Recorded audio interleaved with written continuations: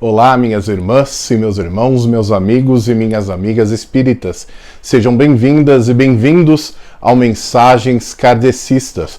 Eu sou o Moacir e venho trazer para vocês mais uma palestra de segunda-feira, esse momento de 10 minutos com as primeiras reflexões sobre o nosso estudo do Evangelho segundo o Espiritismo desta semana. Como vocês sabem, todas as semanas nós realizamos uma live do Evangelho no Lar, todas as quartas-feiras do ano, às 20 horas. E toda segunda-feira eu posto um vídeo, que é esse que vocês estão assistindo, com as primeiras reflexões do que a gente vai estudar naquela semana. Assim dá tempo de vocês lerem o trecho do Evangelho, que sempre é um trecho curto, refletirem sobre ele, relacionarem o que o Evangelho diz com a nossa vida, com a nossa sociedade, com o que a gente está vivendo. E assim, na quarta-feira, às 20 horas, no nosso Evangelho no Lar, na live, a gente tem um maior poder de reflexão todos juntos, não é verdade? Essa semana nós iniciamos o capítulo 25 do Evangelho segundo o Espiritismo. Buscai e achareis. E nós vamos estudar os itens de 1 a 5, que é um trecho que é: ajuda-te e o céu te ajudará.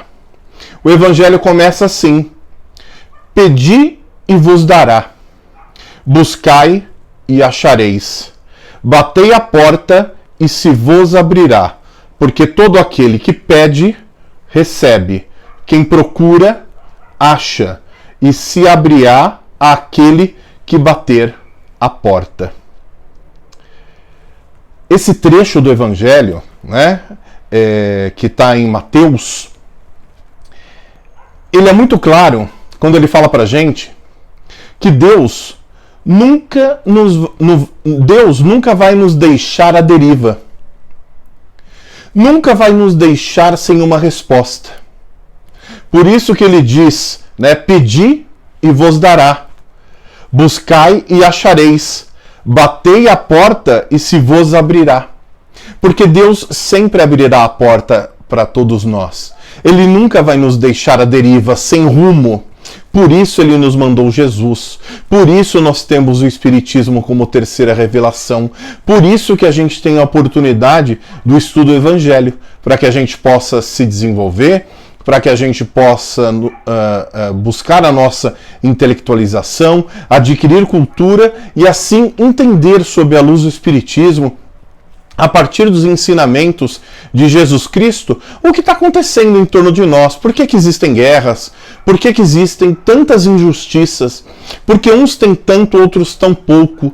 Porque alguns são tão privilegiados e a gente tem que lutar tanto, buscar tanto, trabalhar tanto para às vezes conseguir muito pouco ou quase nada, Mas o que acontece?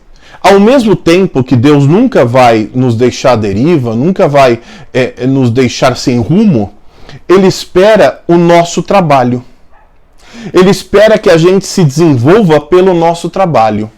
E aí, quando ele fala de trabalho, a gente não está falando apenas do nosso trabalho profissional, aquele que a gente desenvolve para buscar o nosso sustento, aquele que a gente ganha algum dinheiro, que a gente tem remuneração e que a gente busca o nosso desenvolvimento material. Mas ele fala de uma forma mais ampla da nossa vida, quando a gente busca o trabalho da nossa vida, que aí está muito relacionada, está muito relacionado com os ensinamentos de Jesus, de buscar o amor, praticar a caridade, ser bondoso, ser indulgente e principalmente praticar a empatia, a tolerância para com todos, para que a gente se desenvolva e ajude no desenvolvimento dos nossos irmãos. Sob o ponto de vista terrestre, a máxima buscai e achareis é análoga a esta: ajuda-te e o céu te ajudará. É o princípio da lei do trabalho e, por conseguinte, da lei do progresso, porque o progresso é o filho do trabalho e o trabalho coloca em ação as forças da inteligência. É como se Deus, se Jesus, se a espiritualidade dissesse assim: me ajuda a te ajudar. Se você ficar parado, vai ficar muito difícil.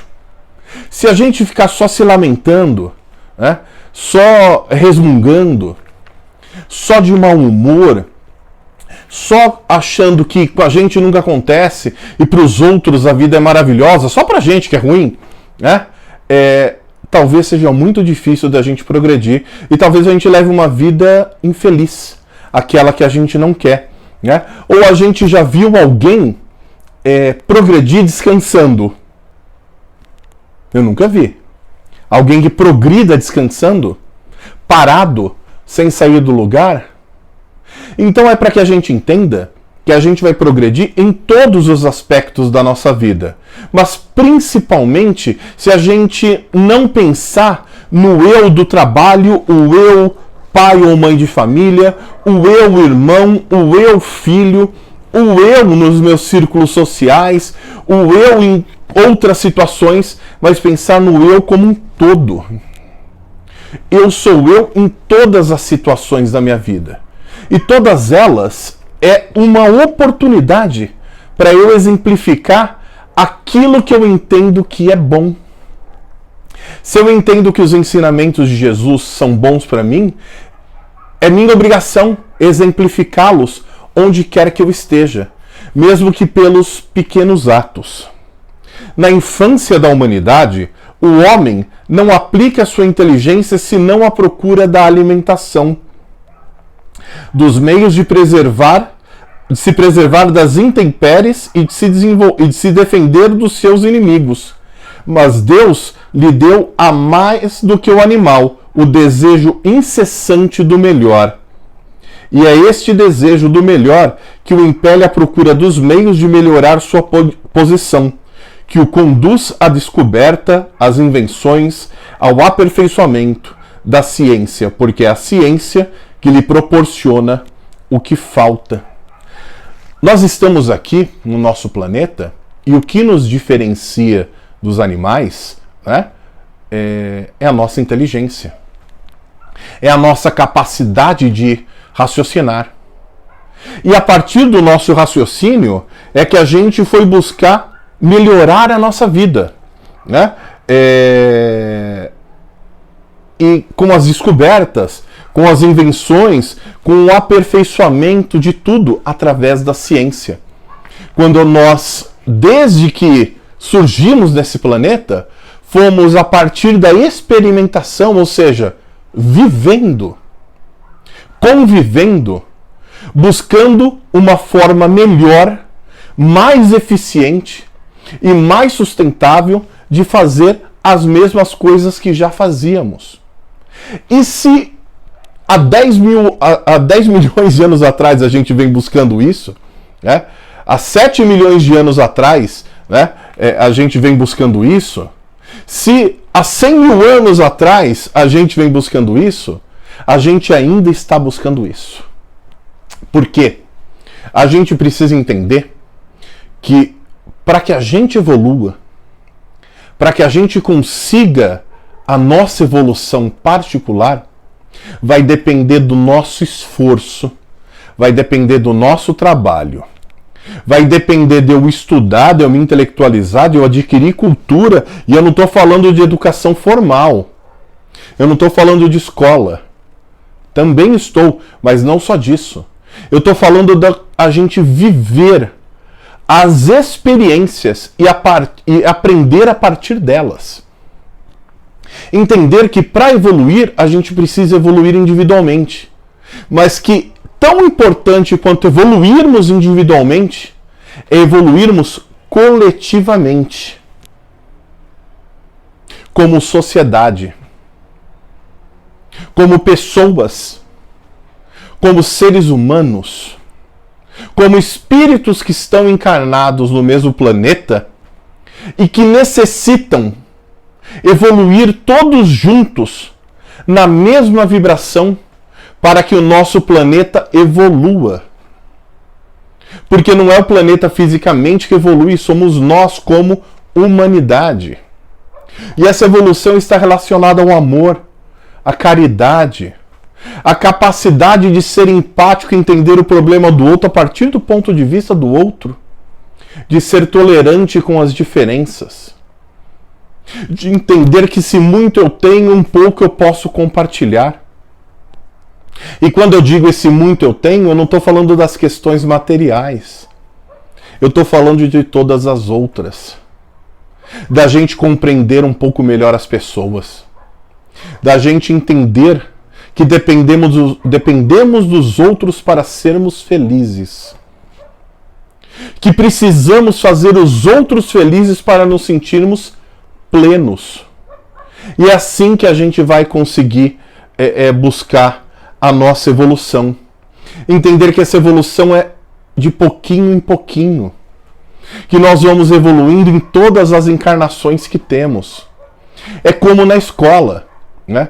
Quando a gente pega e lembra, depois que a gente termina a universidade, por exemplo, quando a gente lembra do ensino fundamental, a gente fala, olha quanto que eu evoluí do ensino fundamental até agora que eu terminei a graduação, que eu terminei a faculdade, por exemplo. É só um exemplo.